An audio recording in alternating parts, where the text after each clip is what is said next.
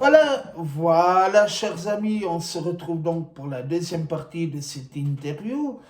Donc, nous parlions tout à l'heure des transports publics particulièrement que tu prends tous les jours. Donc, on rappelle que tu travailles à une trentaine de kilomètres de là où on habite. Et donc, de ce fait, tu es obligé de prendre les transports publics. Euh, on disait également que les trains n'étaient pas adaptés, mais je crois que tu rencontres également des problèmes pour acheter ton billet de transport. Par exemple, si le samedi matin tu veux aller, tu veux faire du sport à quelques kilomètres de chez toi, comment est-ce que ça se passe? Je dois aller malheureusement au guichet le jour d'avant pour avoir mon billet le samedi matin. Car au début, je pouvais aller le samedi matin, mais maintenant les guichets sont fermés et les automates à billets sont inaccessibles.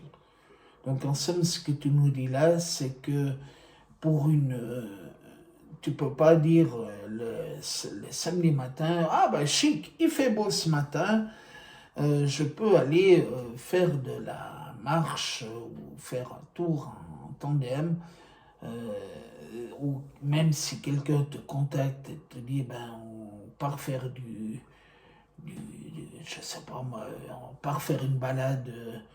Aujourd'hui, tu viens avec, oui, ben non, je peux pas parce que je peux pas prendre mon billet de train. À moins que je demande à quelqu'un de venir me chercher en voiture, ce qui est aussi possible. Ça dépend où la personne habite. Oui, alors certes, mais c'est peut-être pas. Si tu dois aller à 50 km de chez toi parce que parce que les gens habitent pas forcément à côté de chez toi, c'est quand même pas très pratique. Alors, je crois, enfin non, je crois pas d'ailleurs, je sais qu'il existe des automates à billets, mais je crois que Chanty, tu pourras confirmer que ces automates à billets ne sont pas du tout adaptés à des personnes non-voyantes. Je les ai jamais essayés, malheureusement, ces automates à billets pour les trains. Merci de me casser mon cou sur ce coup-là. C'est pas grave, mais je peux te le dire, ces automates sont absolument pas faits pour des personnes non-voyantes. On pourra également voir que si tu as une sortie un week-end et que tu dois aller chercher de l'argent à la banque, c'est un petit peu compliqué de le faire à un bancomat. Mais voilà, on en Ah oui, le discute. bancomat, j'avais pas compris, d'accord. Non, je parlais des bancomats et des automates en D'accord. général. Disons qu'il y a beaucoup de choses qui se font, mais c'est pas forcément encore très au point. C'est vrai. Mais on y croit, ça va venir. Euh, on disait aussi tout à l'heure que tu as pas mal de loisirs, heureusement d'ailleurs. Qu'est-ce que tu fais comme loisirs qui peuvent paraître normal à des gens non handicapés, mais qui peuvent les surprendre de la part de quelqu'un de non-voyant? Je fais de la lecture, que ce soit audio, je télécharge des livres sur Natel, ou bien je lis des livres en braille que je commande dans une autre bibliothèque. Et sinon, j'aime bien chatter sur l'ordinateur, car j'ai un ordinateur avec une synthèse vocale et ligne braille, et tout ça me permet de communiquer avec les gens, que ce soit par WhatsApp ou par Facebook ou par mail. Alors, je ne veux pas faire peur aux gens qui regardent cette vidéo, mais je sais même que tu fais du vélo. Explique-nous ça. Une fois par mois, je vais faire du tandem avec un groupe. Je vais faire une sortie. On fait un tour. Et moi, je suis derrière et une personne qui est devant, c'est mieux. Je confirme, c'est peut-être mieux que ce soit pas toi qui conduise le tandem. Et toujours au niveau des loisirs, on remarque, je crois que tout le monde peut remarquer, qu'il existe beaucoup de choses pour rendre la ville le plus normale possible aux personnes handicapées. On peut citer par exemple Tiens, d'ailleurs, tu pourrais peut-être nous citer des choses qui existent. Moi, je sais pas, j'ai une personne qui est abonnée à cette chaîne qui a été sidérée un jour que tu puisses aller voir un film au cinéma. Peux-tu nous expliquer comment ça se passe? Alors, c'est assez simple. Il y a une application sur le Natel et après, il faut installer le film en question et au cinéma, il y a l'audio-description qui est sur l'application et je peux écouter avec mes écouteurs sans déranger tout le monde. On va essayer de faire une vidéo d'ici peu qui expliquera ce qu'est l'audiodescription. Mais Chanty, je pense que tu seras d'accord avec moi.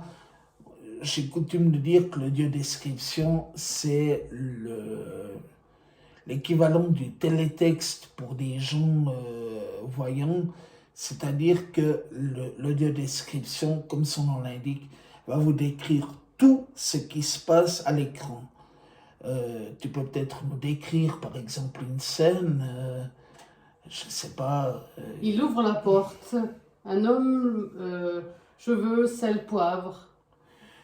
Voilà, donc l'audiodescription va même tout décrire.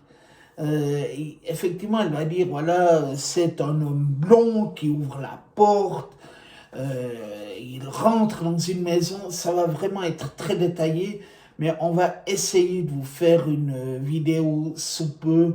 On doit encore se renseigner un petit peu sur ce qu'on a le droit ou pas de faire, mais on va essayer de vous faire quelque chose. D'ailleurs, si on continue dans les moyens auxiliaires, moi, quelque chose qui m'a beaucoup surpris quand je t'ai connu, c'est que tu as un ordinateur qui est juste impressionnant parce que tu as, en gros, tu vas nous confirmer ou pas d'ailleurs, mais tu peux quasiment faire tout ce que fait une personne valide avec son ordinateur. Tu peux peut-être nous expliquer un petit peu ce que tu peux faire? Est-ce qu'il y a des choses que tu ne peux pas faire, qu'une personne valide pourrait faire avec son ordinateur? Bon, je peux par exemple lire les journaux sur Internet, j'ai le kiosque électronique où je peux lire par exemple La Liberté le matin, mais par contre, je n'ai pas certains journaux régionaux. Je Euh, te rappelle que nous avons des auditeurs ou des gens qui regardent cette chaîne qui ne savent pas ce qu'est le matin ou la liberté. On va juste préciser qu'il s'agit de presse écrite, mais c'est pas grave.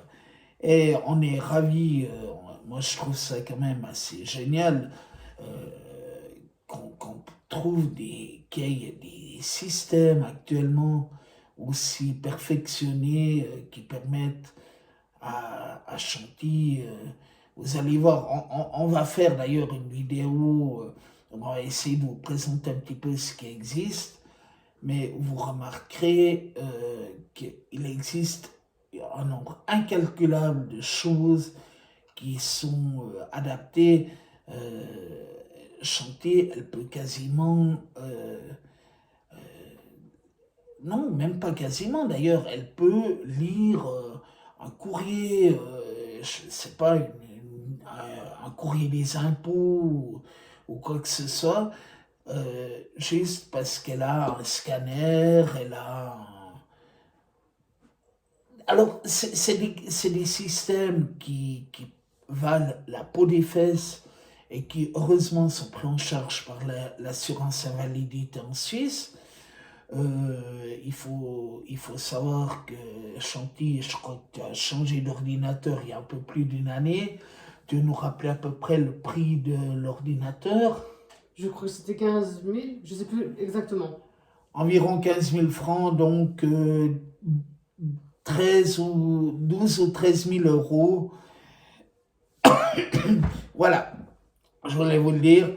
C'est quand même, heureusement que l'assurance invalidité en Suisse propose des services qui permettent d'offrir ce genre de choses.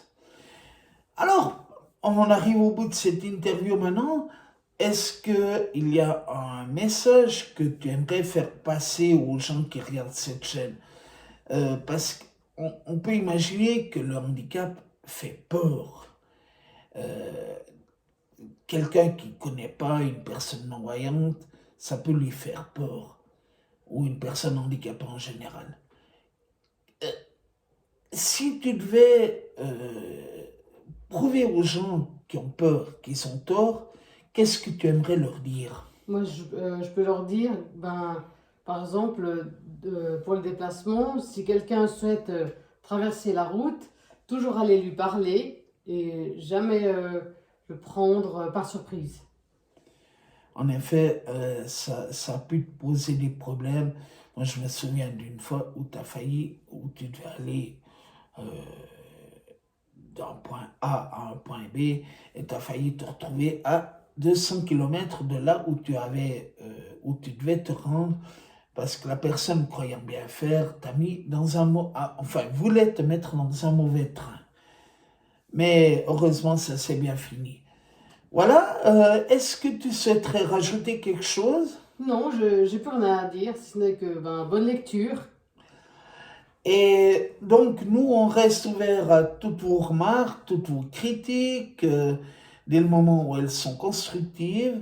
On remercie encore une fois Claude et Fabienne qui se reconnaîtront pour leurs conseils et leurs remarques. Et on vous retrouve tout bientôt pour une nouvelle vidéo dont vous découvrirez, il faut vraiment que j'aille me coucher, moi. Vous découvrirez donc le thème de cette vidéo tout bientôt et nous, on vous dit bonne fin de soirée, bonne nuit et à tout bientôt. Au revoir. Au revoir à tous.